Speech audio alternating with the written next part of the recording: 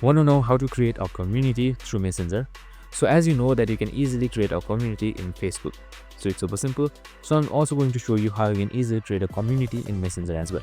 So it's super simple and under a minute, so let's get straight to it. Now, first things first, simply open up your Messenger application, and once you have done that, you should be provided with this interface right here. And on the bottom right side, you should be seeing this hamburger icon or your menu. Just simply select it. So once you've selected menu here, you should be seeing various options. So right here you should also be seeing community, and right below the community tab you should be seeing create community. So just simply select it, and now just simply select get started. You can also see more information by selecting about communities right here.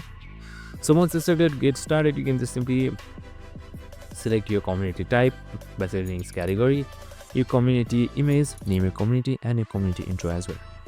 So you can also see up to Bolt as well. So you can just simply type in anything right here and then select preview to preview it, and then just simply select community right here. And once that is done, your community should be made, and that's it. Super simple and easy. I hope this video helped. If it did, make sure to like, subscribe, and tune in with us for more of these videos. See you in the next one.